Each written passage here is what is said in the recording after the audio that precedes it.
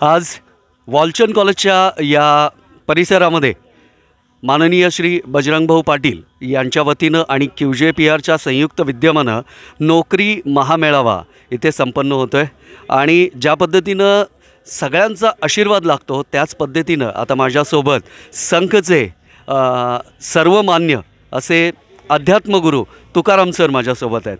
तर त्यांच्याकडून सदिच्छा शुभेच्छा तर मी घेणारच आहे, पण त्याआधी QJPR ही जी संस्था आहे जी बेरोजगारांसाठी काम करते, तर त्या संस्थेचं कामही संघ परिसरामध्ये ते पाहत आहेत, त्यासाठी आधी त्यांचं अभिनंदन करतो। नमस्कार सर। सर, आज जो नोकरी महामेळावा आयोजित करण्यात आलेला आहे, तर या संदर्भात तुमच्या शुभेच्छा आणि सदिच्छा पर आपण काय सांगाल?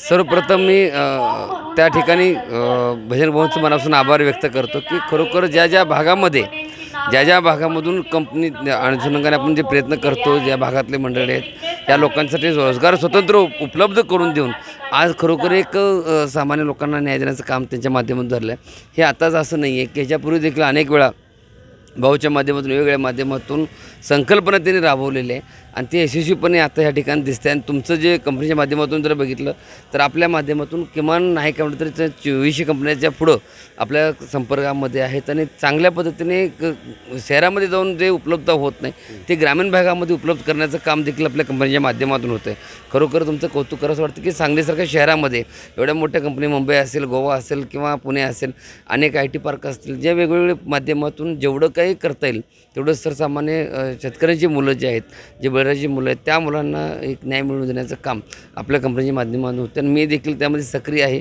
मी माझ्या माध्यमातून बघितले की माझ्या जे जतपूर भागामध्ये मी देखील आपलं ब्रँच ओपन केलेलं आहे की त्या भागातील लोकांना तिथल्या तिथं सोयीनुसार ते उपलब्ध व्हावं आणि त्या अनुषंगाने पण मला वाटतं एक 400-500 लोकांना आत्तापर्यंत निस्ताच मेळावे न घेता किंवा निस्ताच दिखावा न करता अनेक मेळावे होतात, पण त्या ठिकाणी ॲडमिशन निस्ता फक्त इंटरव्ह्यू गेली जाते, तुम्हाला मी कळवू, हे करू, ते करू असं होतं। पण तसं तुमच्या बाबतीत काही तसं दिसत नाही आहे। ज्यावेळेस ऑन द स्पॉट योग्य वाटला, तो पात्र वाटला की त्याच वेळेस त्या माणसाला कामाचे लेटर, जॉईनिंग लेटर त्या ठिकाणी दिलं जातं। हे कौतुकास्पद काम आहे तुमचं।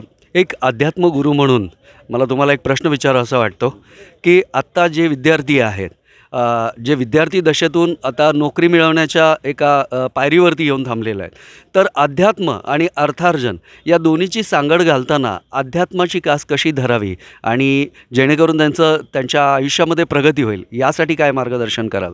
वास्तविक पाहता आताचा जो जमाना आहे तो मोबाईलचा जमाना आहे, त्यामध्ये आध्यात्मिक आणि ह्या गोष्टी फार प्रमाणात कमी झालेल्या आहेत। चलता देऊनही पुजते फत्तरुस काम जितने आत्मा पूजे उतनी शालिग्राम असं शास्त्र सांगतं।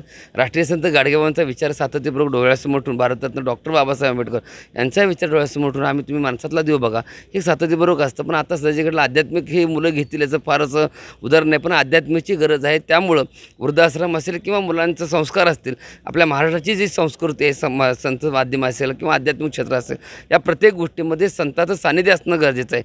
संताची संगती मनोमार्ग गती आकळावा श्रीपती नेपथ्य। तुम्ही जे सांगतात की हे माध्यम आणि रोजगार ह्या दोन्हीमध्ये समीकरणामध्ये आध्यात्मिक ज्ञानाची आणि गुरु हा लागतो। शाळेतला मास्तरना वाटतं की आपला मुलगा कलेक्टर व्हावा किंवा तहसीलदार व्हावा, त्यानंतर शाळेतल्या मास्तरनंतर फक्त गुरुलाच वाटतं की आपला शिष्य मोठा व्हावा आणि ते भावनिकता म्हणून गुरु ही सातत्यपूर्वक लागतो। आणि आध्यात्मिक सांगड ह्या मोबाईलमुळे थोडं दुरावा झालेलं आहे, तरी देखील आईवडिलांनी त्यावरती संस्कार करणं अत्यंत काळाची गरज आहे।